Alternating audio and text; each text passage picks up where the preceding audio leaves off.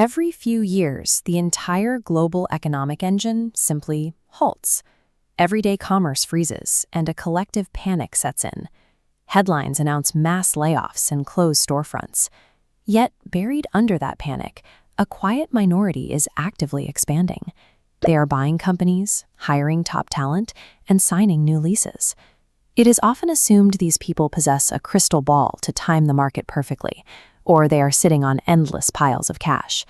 But the data shows that nobody consistently predicts the exact moment a market turns. Instead of trying to predict the disaster, they spend years engineering an invisible structural advantage. This advantage makes the timing of the market irrelevant. Consider the mechanics of a financial crisis for the average worker. Their primary income source disappears. The rent is still due, the car payment is pending, and the clock is ticking. They are backed into a corner. That vulnerability exposes the single rule that separates the resilient from the ruined. Never allow yourself to be forced into a bad decision. When someone loses their job with no backup plan, they may have to liquidate business equipment or sell property at a steep discount. They take the deal because it is the only choice left on the table. That forced desperation is what destroys wealth. The wealthy organize their lives to avoid that trap. They focus on engineering a system where they never run out of choices, rather than simply hoarding piles of cash. To understand how this works, look at these two financial foundations. Both support the exact same weight. The left side represents a system relying exclusively on a single monthly salary. It carries the load in good weather.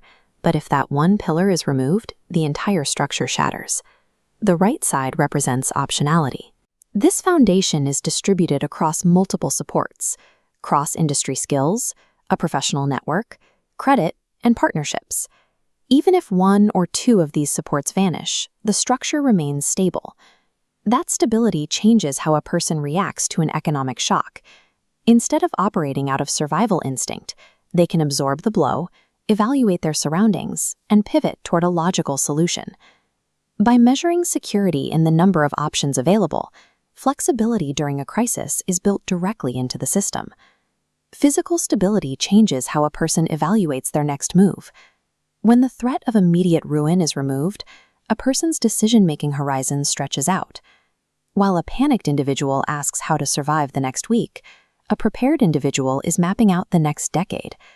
They experience the same ambient economic fear as everyone else, but instead of letting that fear dictate their actions, they analyze it as objective data. They look at market panic as an indicator of where assets are being mispriced. Optionality buys time, turning a period of intense chaos into a manageable variable on a much longer timeline. Zoom out to the broader marketplace, and you see the result of that extended timeline. Offices that were booming months prior are rapidly cleared out. Many of the companies going under during a recession have excellent products and dedicated customers. They fail because they run out of cash, and consequently, out of time. This is exactly when prepared buyers step in. They acquire intellectual property, specialized equipment, and real estate at steep discounts from sellers who have no choice but to accept. They also capture talent. While other companies indiscriminately slash headcount, forward-thinking businesses absorb newly available engineers, designers, and operators to strengthen their own teams. Success during a crash isn't magic. It is the logical result of using pre-built options to acquire the value left behind by the panic. Look at the entire life cycle of any economic crash, from the initial trigger to the eventual market recovery. The immense fortunes amassed during these windows do not stem from a sudden flash of brilliance in the darkest hour. A recession acts as a systemic stress test. It strips away the noise and exposes the invisible safety nets people wove during the preceding years of prosperity. Economic disasters do not create winners. They reveal who spent the good times quietly building options. Which brings us back to right now, to the calm periods where everything around us seems perfectly stable. Adopting this strategy requires a shift in daily habits and an understanding that comfort is not the same as security. The work begins by diversifying your skill set, deepening your professional relationships, and establishing secondary income streams today, long before the storm clouds gather.